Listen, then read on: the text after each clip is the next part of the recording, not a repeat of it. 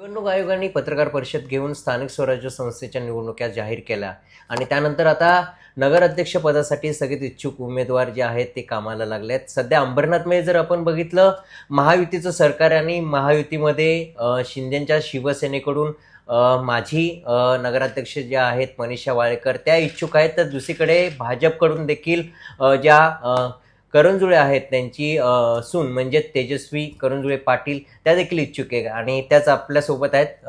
Madam, काय सांगाल? एकीकडे आपण जर बघितलं महायुतीचं सरकार आहे आणि दुसरीकडे शिंदेच्या शिवसेनेकडून देखील इच्छुक उमेदवार आहेत, ज्या मनीषा वाळेकर आहेत त्या माजी नगराध्यक्ष राहिलेत आणि आपण देखील इच्छुक आहात, काय सांगाल? ॲक्च्युली आपल्या पक्षातूनच सगळ्यांनी, पक्षश्रेष्ठींनी, तसेच आपले कार्यकर्ते असतील त्यांनी आणि आपले नगरसेवक या सगळ्यांनी अशी इच्छा व्यक्त केली, एक नवा चेहरा, तरुण एक नेतृत्व आपल्या अंबरनाथ शहराला दिलं पाहिजे।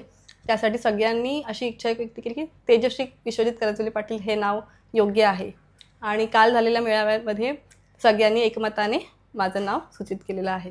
आपण जर बघितलं, आपण GBKचे CA आहेत, उच्च शिक्षण घेतलेले आहेत, राजकीय जसं तुम्ही म्हटलात की माझं माहेर देखील राजकीय वर्तुळात गेलं आणि सासर देखील।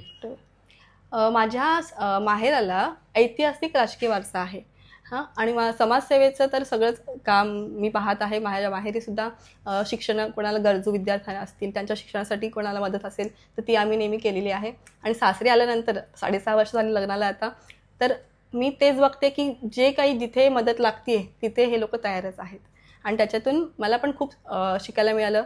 सामाजिक कशी सेवा लोकांचे प्रश्न काय असतात तशी त्यांची गरज आपण पूर्ण करू शकतो, त्यांचे प्रश्न सोडवू शकतो, हे मी त्यांच्याकडून शिकले। पण आपल्याला असं का वाटलं की ह्यावेळी नगराध्यक्ष जो आहे तो भाजपचाच झाला पाहिजे? कारण की महायुतीचं सरकार आहे आणि महायुतीमध्ये जे तुमचं घटक पक्ष आहेत ते एकत्र असतात, मात्र आपल्यालाच का असं वाटतं की भाजपचाच ह्यावेळी नगराध्यक्ष बसला पाहिजे? इतके वर्ष, मागील 20 वर्षापासून ज्यांची सत्ता, तुम्हाला माहिती कोणाची सत्ता आहे तर ते आपण डेव्हलपमेंट बघतोच आहोत। तर मला वाटतं की जी मोदींचं नेतृत्व आणि आपलं भारत देशाला ज्या आंतरराष्ट्रीय स्तरावर त्यांनी पोचवलं आहे, तशाच प्रकारचं भाजपचं जर सरकार आपल्या अंबरनाथ शहराला लाभलं तर आपण अंबरनाथ शहरसुद्धा चांगल्या म्हणजे आंतरराष्ट्रीय स्तरावर पण सुद्धा पोचवू शकतो। आपण जसं म्हटलं, काल मेळावा झाला, जो ठराव आहे तो वरिष्ठांकडे पाठवला का? मुख्यमंत्री असतील, प्रदेशाध्यक्ष असतील, काय सांगण्यात आलंय? माझ्याबरोबरच अजून 4 इच्छुक नेत्यांचं म्हणजे त्यांनी नावं होती, ती नावं आता दिलेली आहेत आपण वरिष्ठांकडे। एकूण 2 ते 3 दिवसात त्यांचा आपल्याला निर्णय येऊन जाईल।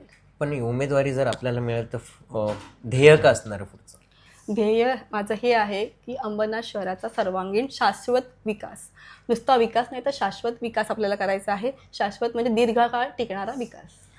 नक्कीच हे होते आपल्यासोबत तेजस्वी करंजुळे पाटील आणि इच्छुक उमेदवार आहेत भाजपचेच यावेळी नगराध्यक्ष बसला पाहिजे अशी देखील भूमिका त्यांनी स्पष्ट केली आहे।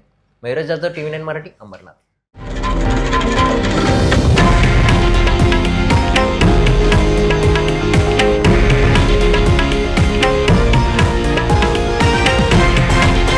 हे आहे देशातील नंबर 1 न्यूज नेटवर्क आणि आपण पाहत आहात TV9 मराठी, एकमेव।